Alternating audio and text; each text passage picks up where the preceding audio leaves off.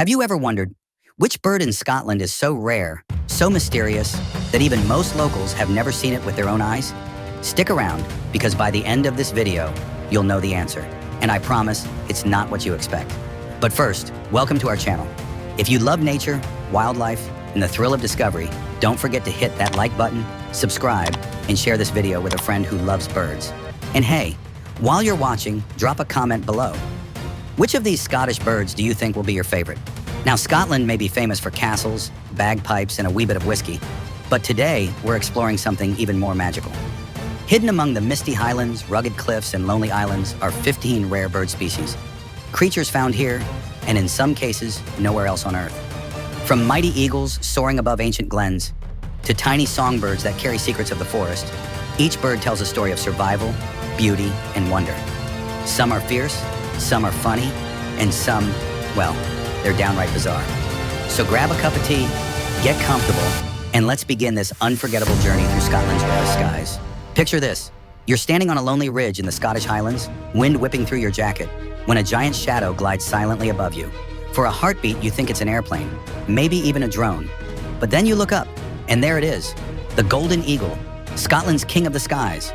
With wings stretching more than 7 feet across, this raptor is built for power and grace. Its feathers shimmer with rich browns and flashes of gold around the head, like it's wearing a royal crown.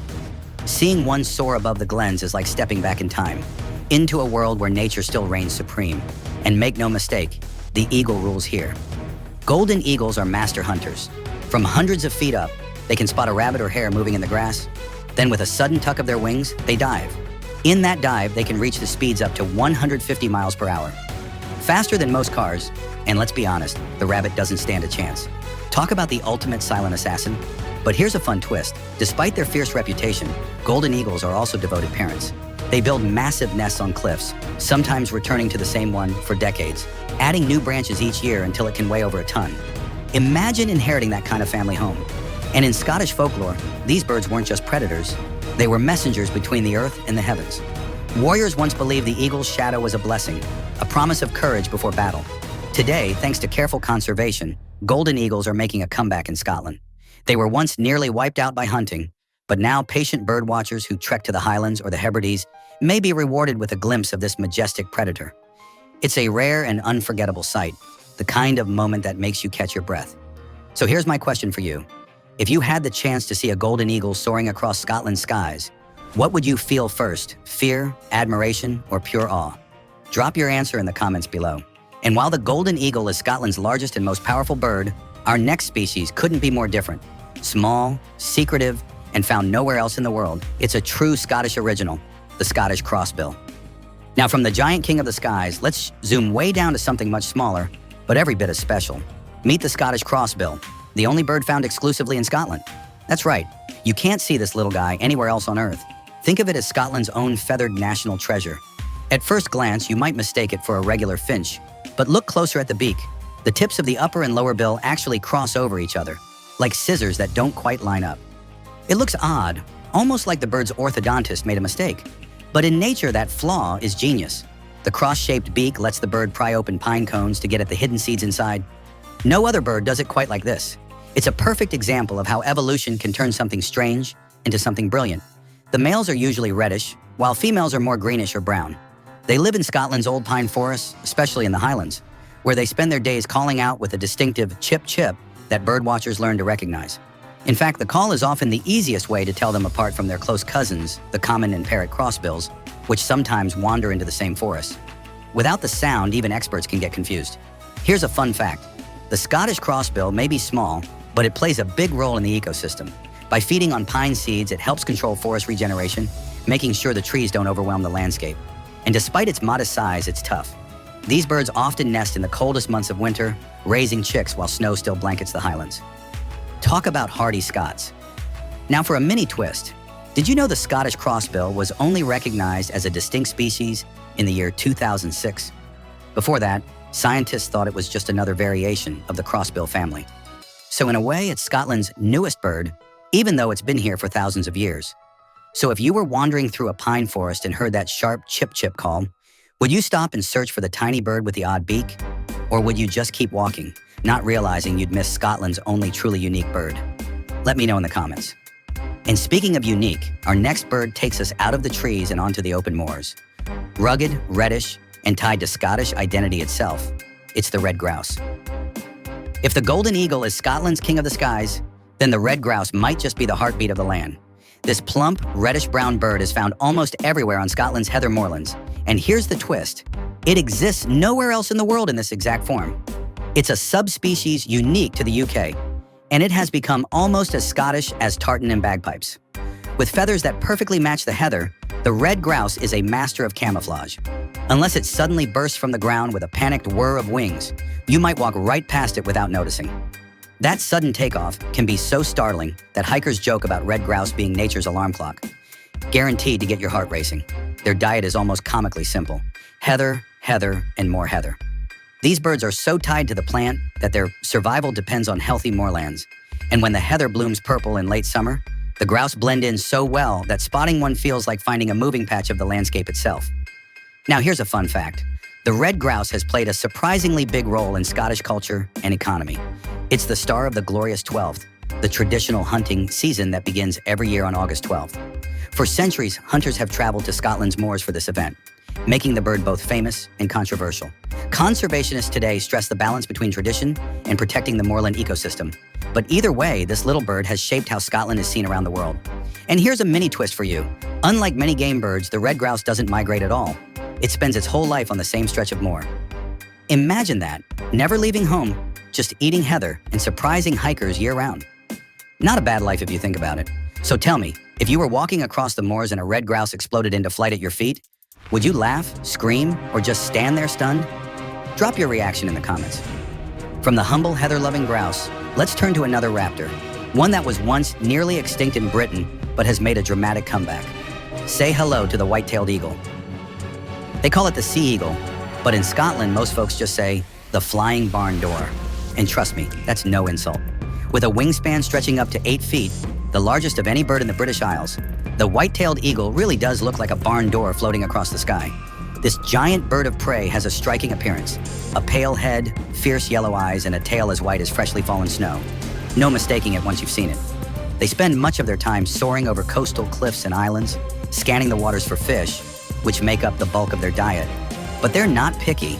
They'll happily take seabirds, rabbits, or even scavenge carrion when the opportunity arises. Some people like to joke that the white-tailed eagle is half majestic hunter, half opportunistic thief. Now here's where the story takes a dramatic twist. White-tailed eagles were once completely extinct in Britain. By the early 20th century, relentless hunting and habitat loss wiped them out. For decades, the skies were empty of this giant. But starting in the 1970s, conservationists began a reintroduction program, bringing eagles from Norway to Scotland's wild coasts. Slowly, the flying barn door returned home. Today, thanks to protection and patience, Scotland is once again a stronghold for these magnificent birds. Spotting one over the Isle of Mull or the Hebrides is considered the wildlife experience of a lifetime. Here's a fun fact. When white-tailed eagles lock talons in the air, sometimes as part of a courtship display, they spiral downward together in what looks like a mid-air wrestling match. To the untrained eye, it's terrifying, like two giant birds about to crash to their doom. But don't worry, they usually let go before hitting the ground. Call it extreme dating, eagle style. So here's my question for you. If you were lucky enough to see this massive bird gliding low over the water, would you grab your camera first or just stand frozen in awe? Let me know in the comments. From the vast open seas, our journey now takes us inland to meadows and fields where a far smaller bird hides. Once common, now increasingly rare, it has a call that echoes like a secret voice of Scotland, the corncrake. If the white-tailed eagle is impossible to miss, the corncrake is the exact opposite. It's almost impossible to see. This small, secretive bird spends most of its life hiding in tall grass and meadows, slipping between stems like a feathered ghost. But here's the funny part. While you might never spot one with your eyes, your ears will have no trouble. The corncrake is famous, or maybe infamous, for its loud, rasping call. It sounds a bit like someone running a comb across their fingernails. Crex, crex, crex, crex. Not exactly a lullaby, but definitely unforgettable. In Scotland, corncrakes favor the islands and remote farmland, where long grass gives them cover. They're not strong flyers and prefer to stay grounded, darting quickly through the vegetation. Farmers used to see them everywhere, but changes in agriculture have made their numbers plummet. Today, spotting, or rather, hearing, one is a rare treat. Conservation projects now work with farmers to delay mowing fields, giving these shy birds a chance to breed and raise chicks safely. Here's a mini twist. Although corncrakes act like they can't fly, when migration season comes, they take off on a journey thousands of miles long, heading all the way to Africa. Imagine a bird that won't cross a dirt path in daylight suddenly deciding to cross continents at night. It's like finding out your quiet neighbor is secretly a world traveler. And here's a fun fact. The corncrake has been written into poetry, folklore, even old Scottish songs. Generations of Scots grew up hearing that odd call echoing across summer fields. For many, the sound became part of the landscape itself. That's why their decline hit so hard. It wasn't just losing a bird, it was losing a voice of the countryside. So here's my question. If you were walking through a Scottish meadow at dusk and heard that strange crex call, would you be curious enough to stop and listen? Or would you think someone was playing a prank in the bushes?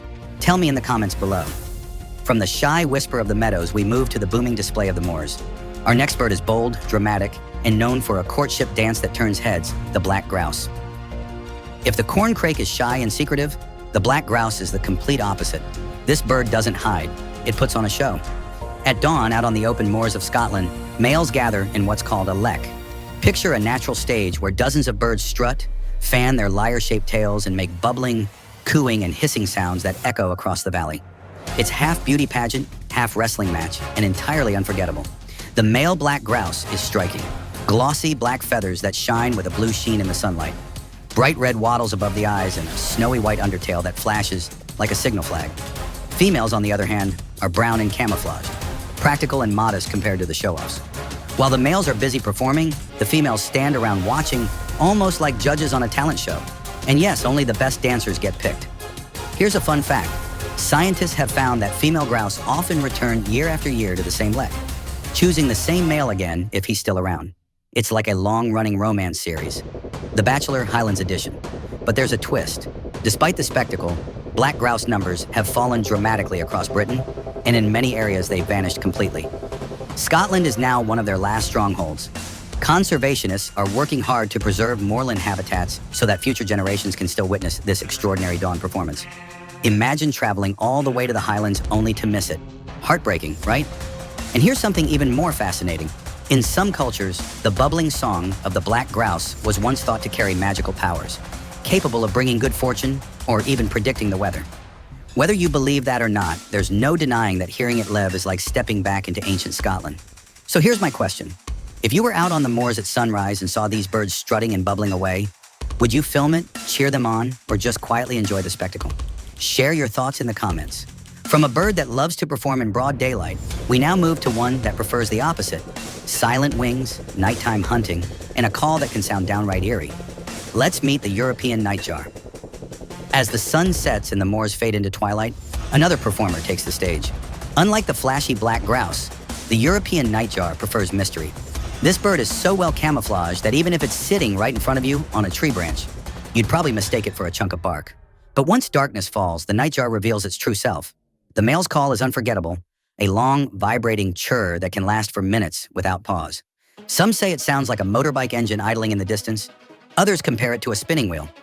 Whatever you hear, once it starts, it's hard to ignore. That strange song drifts across heathland, moors, and forest edges on warm summer nights, giving the landscape an eerie, almost otherworldly feel. Nightjars are nocturnal hunters. They swoop silently through the night, catching moths and other insects in midair with their wide, gaping mouths. Their eyes are huge, adapted for low light, and they fly with a ghostly grace. Farmers once called them goat suckers, thanks to an old myth that these birds would sneak into barns at night and steal milk from goats. Totally untrue, of course, but it gives you an idea of how mysterious people found them. Here's a fun fact. Nightjars migrate all the way from Scotland to Africa each year. That's an incredible journey for a bird that spends most of its time pretending to be a log. Imagine a traveler who naps all day and then suddenly decides to walk across continents at night. Talk about living a double life. And here's a twist. Because they're so hard to spot, many people in Scotland have lived their whole lives hearing the nightjar song without ever seeing the bird itself. It's almost like the land is haunted by a voice with no body. So here's my question. If you were walking alone on a summer night and suddenly heard that endless churr echoing from the dark, would you be fascinated, creeped out, or maybe a little of both? Drop your answer in the comments. From the shadows of night, let's return to the cold brightness of day. Our next bird trades camouflage for snow-white feathers and a spirit built for winter survival, the snow bunting. When most birds head south to escape the cold, One little songbird laughs in the face of winter. Meet the snow bunting, sometimes called the snowflake bird. And once you see a flock in flight, you'll understand why. Their bright white wings flash against the gray sky like drifting snowflakes, swirling and sparkling over the frozen landscape. Unlike many colorful tropical birds we've seen, the snow bunting's beauty is found in its simplicity. Males are mostly white with black wingtips, while females show softer shades of brown. They breed in some of the harshest places on Earth, Arctic tundra and high mountain ridges. And in Scotland, you can spot them in the Cairngorms or along windswept coasts during winter. Watching them hop and flutter across icy ground, you can't help but admire their toughness.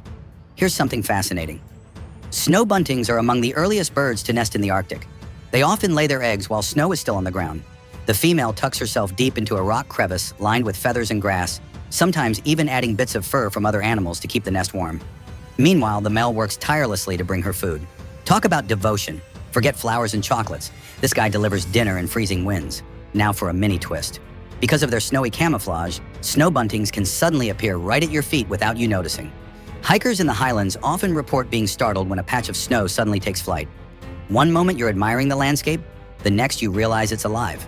Fun fact, during migration, these little birds can travel thousands of miles in flocks that move like living snowstorms. And despite their delicate look, they're incredibly hardy. Some scientists even call them the harbingers of winter, because when snow buntings show up, you know the cold is here to stay.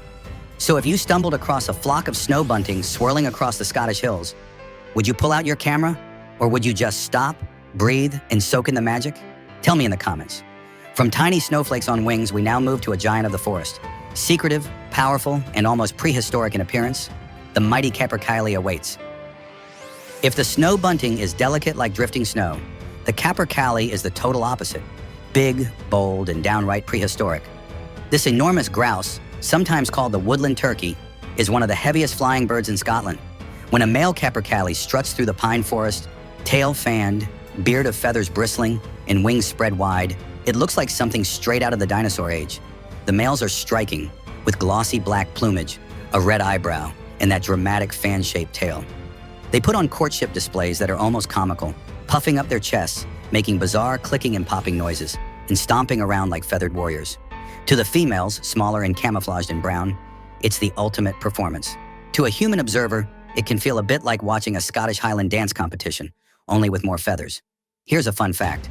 The name Capercaillie comes from Gaelic and roughly translates to horse of the woods. Fitting because when a male takes flight, the sound of its wings beating through the trees can be as loud as galloping hooves.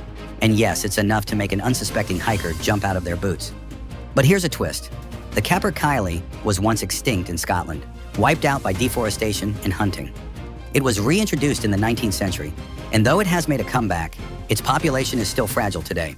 Habitat loss and disturbance remain serious threats, making this bird both a symbol of survival and a reminder of how delicate nature can be. Watching a Capercaillie lek at dawn, with males clashing and posturing for the attention of females, is like stepping into a secret world. It's rare, it's wild, and it's one of Scotland's most unforgettable wildlife spectacles. So here's my question. If you stumbled across a male Capercaillie in full display, tail fanned, feathers bristling, making those strange clicks, would you find it majestic, funny, or maybe a little of both? Share your answer in the comments below. From the giant of the pine woods, let's shift our gaze to something much smaller, a tiny songbird with a spiky hairdo that would make any rock star jealous, the crested tit. After the booming giant of the forest, it's time to shrink down to something tiny but full of personality. Meet the crested tit, a small songbird that looks like it just walked out of a punk rock concert. With its spiky black and white crest sticking straight up, this little bird is Scotland's own feathered rock star. The crested tit is found mostly in the ancient Caledonian pine forests of the Highlands. Unlike the flashy Capercaillie, it doesn't need a huge stage. Instead, it flits through branches with quick hops, constantly chattering with its sharp, buzzing calls. Birdwatchers often say you hear it before you see it, and when you do catch a glimpse, that bold crest is impossible to miss. It's like a mohawk with wings. Despite its tiny size, the crested tit is tough. Winters in the Highlands are no joke, yet these birds stick around year-round, scavenging for insects, spiders, and pine seeds. They're clever too, often caching food in tree bark to retrieve later. Think of it as a feathery version of hiding snacks in the cupboard for a rainy day. Here's a fun fact. Unlike many British birds, the crested tit is rare in the UK, and in Scotland it survives mainly in the Cairngorms. That makes it a real prize for birdwatchers. Many travel north just to see this little punk of the forest. And here's the twist. While the crest looks stylish, it's also practical. During displays, males raise and lower it to communicate mood. Part fashion statement, part body language. Who knew birds invented signaling long before emojis? These birds are also surprisingly social. In winter, they join mixed flocks with other small species like coal tits and goldcrests, moving together like a tiny feathered neighborhood watch. Spot one, and you'll often find a dozen more fluttering nearby. So here's my question. If you could give the crested tit a stage name, what would it be? Something fierce like Featherhawk, or something funny like Mohawk McChirp? Drop your ideas in the comments below. From a punk rocker of the pines, we now climb higher into the mountains. Here in the snowfields and rocky slopes lives a bird that changes its clothes with the seasons, the hardy ptarmigan. High up in Scotland's mountains, where the air is thin and the wind can cut like a knife, lives one of the toughest birds you'll ever meet, the ptarmigan. This little grouse isn't flashy like the Capercaillie or noisy like the black grouse. Instead, it's a master of survival, perfectly adapted to life above the tree line. What makes the ptarmigan remarkable is its wardrobe. In summer, it wears mottled brown feathers that blend with rocky slopes. But when winter arrives, it changes into pure white, disappearing completely into the snow. It's nature's version of an invisibility cloak. And if you think that's impressive, even its legs and feet are feathered, turning them into fluffy snow boots that let the bird walk on drifts without sinking. Spotting a ptarmigan is no easy task. They stay low to the ground, crouching among rocks, and only take flight when danger gets too close. When they do, they burst up with a surprising whir of wings, leaving hikers wondering how a rock suddenly came alive. Here's a fun fact. Ptarmigans are the only birds in Britain that live permanently in the high Arctic alpine zone. In the cairngorms, they endure blizzards, freezing temperatures, and long nights that would send most species packing. Yet these hardy birds seem perfectly at home, calmly nibbling on buds and shoots while snow piles around them. And here's a twist. Despite their camouflage, ptarmigans have a surprisingly loud, croaking call that sounds a bit like someone gargling gravel. It's a comical voice for such a serious survivor, almost as if nature decided to give the bird a sense of humor. For centuries, ptarmigans have fascinated Scots and visitors alike. In fact, their seasonal plumage has inspired folklore, with people once believing the birds had magical powers to change shape. Today, they remain a sought-after sighting for hikers and birders braving Scotland's high peaks. So here's my question. If you had the chance to hike the snowy cairngorms and see a ptarmigan blending perfectly into the white landscape, would you feel proud to spot it, or a little embarrassed that you almost stepped on it? Share your thoughts in the comments. From the icy world of the mountains, let's swoop down to Scotland's rivers and lochs, where another incredible bird performs breathtaking dives, the osprey. From the snowbound peaks, we glide down to Scotland's lochs and rivers, where another bird takes fishing to an entirely new level. Meet the osprey, sometimes nicknamed the fish hawk. And believe me, once you see this bird in action, you'll never look at fishing the same way again. The osprey is a striking raptor with a white head, a bold dark eye stripe, and long wings that bend slightly like a gull's. Unlike the mighty golden eagle, it isn't built for brute strength. It's built for precision. Hovering high above the water, it watches patiently until, splash! It dives feet first, piercing the surface and grabbing a fish with its razor-sharp talons. Sometimes it comes up struggling with a trout almost as big as itself, dripping wet but triumphant. If fishing were an Olympic sport, the osprey would win gold every time. Here's a fun fact. Ospreys have a special reversible outer toe, letting them grasp fish with 2 toes in front and 2 behind. That grip is so strong that once a fish is caught, escape is almost impossible. They even turn the fish head first in flight to make it aerodynamic, nature's own fishing aerodynamics lesson. And here's a twist. Ospreys were once extinct in Britain, wiped out by hunting and egg collecting in the early 20th century. But in the 1950s, a few returned naturally to Scotland. And since then, with help from conservationists, their population has rebounded. Today, places like Loch Garten are famous for osprey nests, where visitors gather every spring to watch the drama of hunting, nesting, and raising chicks unfold. Ospreys are also world travelers. They migrate thousands of miles, spending summers in Scotland and winters as far away as Africa. Imagine commuting across continents twice a year just for dinner. That's dedication. So here's my question.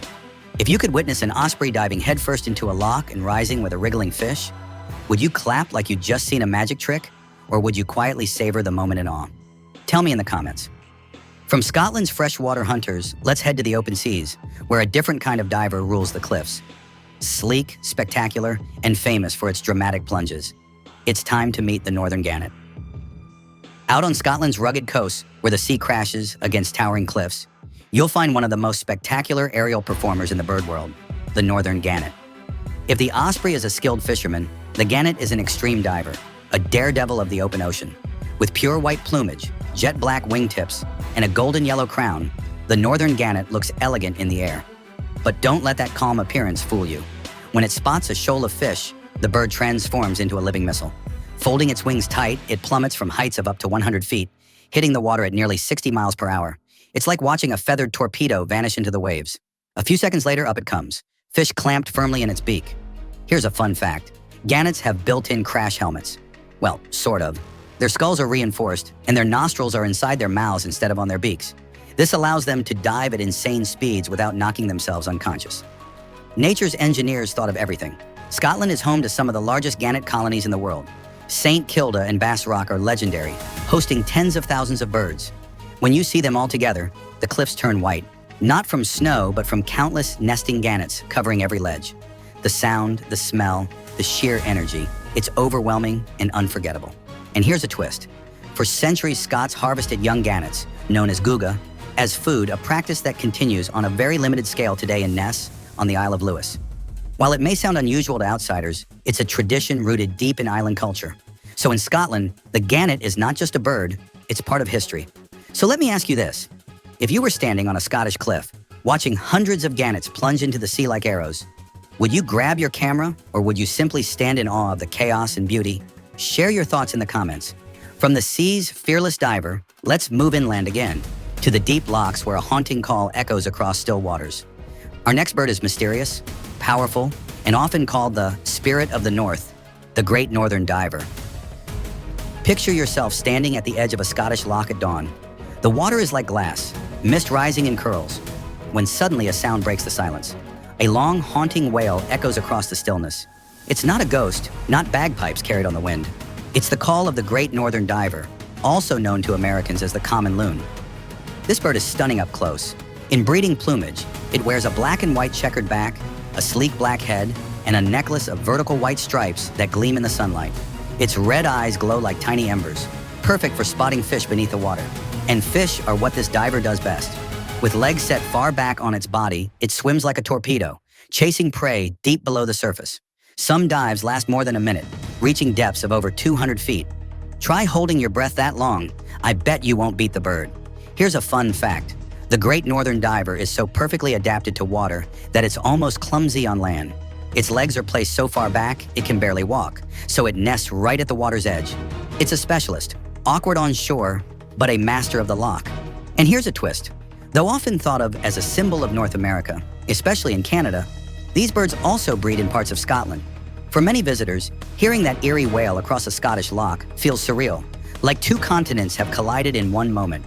It's the sound of wilderness, of places untouched by time. Conservationists watch them closely, as their numbers are sensitive to disturbance and water pollution. Protecting their nesting sites means protecting that haunting soundtrack of the Highlands. So here's my question. If you heard the call of the great northern diver across a lonely loch, would you find it soothing, spooky, or maybe a little bit of both? Tell me in the comments below. And now for our final bird, we end not with something haunting or fierce, but with a crowd favorite. Colorful, comical, and beloved worldwide, it's Scotland's very own clown of the sea, the Atlantic Puffin. If the great northern diver is mysterious and haunting, the Atlantic Puffin is pure joy. Often nicknamed the clown of the sea, this little bird has captured hearts worldwide with its comical looks and charming personality. One glance at that bright orange beak, stubby wings, and waddling walk, and you can't help but smile. In Scotland, puffins gather in huge colonies on cliffs and islands, like the Isle of May or St. Kilda. During the breeding season, they dig burrows into grassy slopes, where they raise a single chick, affectionately called a puffling. Yes, that's the real name, and yes, it might be the cutest word in birdwatching. Watching puffins fish is an absolute delight. They dive underwater using their wings like flippers and return with beaks stuffed full of tiny silver fish, sometimes carrying a dozen at once. It's like watching a feathered grocery shopper trying to hold all their bags in one trip. No wonder they've earned a reputation as nature's comedians. Here's a fun fact. Despite their clumsy appearance on land, puffins are incredibly skilled flyers. They beat their wings up to 400 times per minute, zipping through the air at speeds of 55 miles per hour. That's faster than most traffic in Edinburgh at rush hour. And here's the twist. Puffins spend most of their lives out at sea, far from land, bobbing on the waves like little seabird sailors.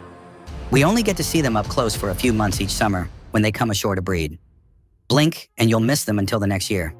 That's part of what makes a puffin sighting in Scotland feel so magical. It's a rare invitation into their secret world. So here's my question. If you could watch a puffin colony in action, birds waddling, diving, and delivering fish to their pufflings, what would you feel first? Laughter, wonder, or maybe both at once? Share your thoughts in the comments below. And with that, we close our journey through Scotland's skies and landscapes. From mighty golden eagles to the endearing Atlantic puffin, these 15 species remind us that Scotland is not just about castles and history. It's alive with wild, rare, and unforgettable birds. Don't forget to like, subscribe, and tell us in the comments which bird stole your heart. And maybe, just maybe, plan your own adventure to see them in the wild. And there you have it, 15 of Scotland's rarest and most remarkable birds. From the mighty golden eagle ruling the skies, to the tiny Scottish crossbill found nowhere else, to the comical Atlantic puffin that always steals the show, each one is a reminder that Scotland's wild places are full of wonder. These birds aren't just beautiful to look at. They tell stories of survival, of ancient traditions, of the delicate balance between people and nature. Some are fierce predators, some are shy songbirds, and some, well, they're just plain funny. But together they make Scotland one of the most unforgettable birding destinations on Earth. If you enjoyed this journey, please give this video a thumbs up, hit that subscribe button, and share it with a friend who loves nature as much as you do. And most importantly, tell us in the comments, which of these 15 birds captured your imagination the most? Was it the eagle, the grouse, or maybe the puffin with its armful of fish? We'd love to hear your thoughts. Thank you for joining us on this adventure through Scotland's skies and moors. Until next time, keep exploring, keep listening, and never stop marveling at the wild world around you.